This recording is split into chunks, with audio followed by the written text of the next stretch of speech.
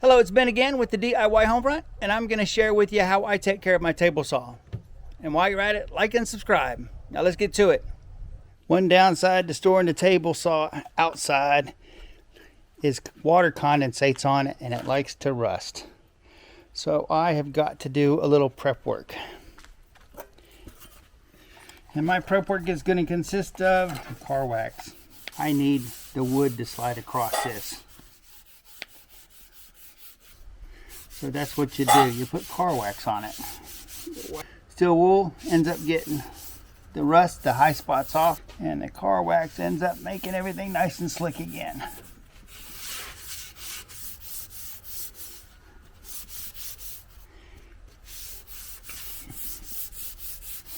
So this section of the table saw is where I mount my router. I mount it from underneath, the screw holes are recessed, and I can use the guides on the table saw to help when I'm routing my wood.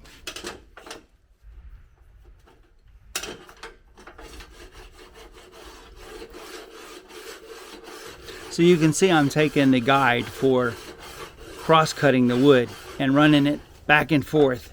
There's 3 channels in the table saw that guide will slide into. And this is all I ever do with those 3 grooves, is just run it back and forth. There is no specific time that I do this. I just do it when it needs it. And unfortunately, I had left the table saw out and it had gotten some rain on it.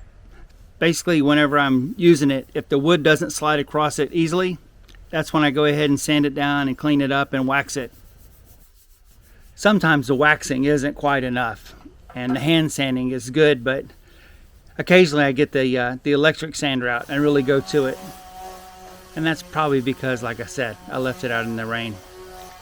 Not long. I was out in the yard doing stuff and I was like, oh crap, it's raining. I looked back and the table saw wasn't underneath the carport.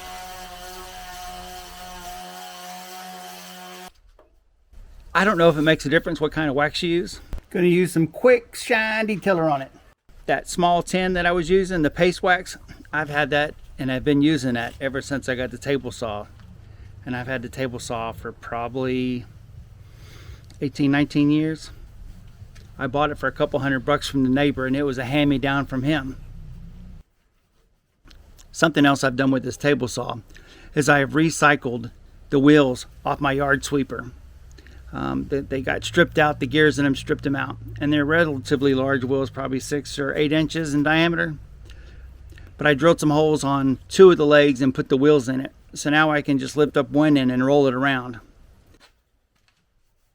Before I started making these videos, probably about 6 months ago, I did a real deep clean on this table saw and took it completely apart. It had years and years of caked up sawdust and some of the screw gears that help you tilt the blade and raise the blade up and down, along with some rust. And it was just extremely difficult to try to adjust it. And when I did that, I took one of my old power cords and wired that into it. So now it's probably got about a 25-foot power cord on it. Wired right into the junction box.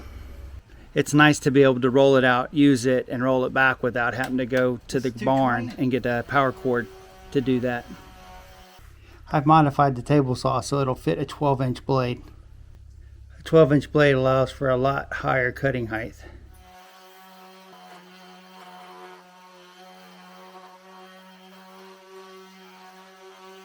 So that's it.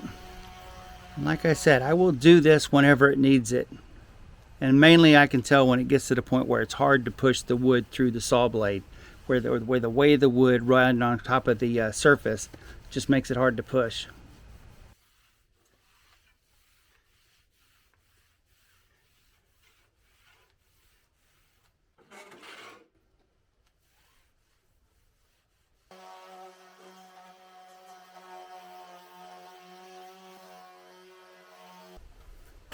Meguiar's ceramic wax. And that's Meguiar's ceramic wax, is what that's supposed to be. I don't have any idea what kind of table saws you guys might have, but if it have an aluminum top, it probably won't rust. And if it's got a good coat of paint on it, it's probably not going to rust. But this is just a hand-me-down that I've been using for years and years and years, and it does a good enough job. Well, I hope this helps you on your endeavor with your tools. And if I do a deep cleaning, I'll make sure I get it on camera next time. Thanks a lot.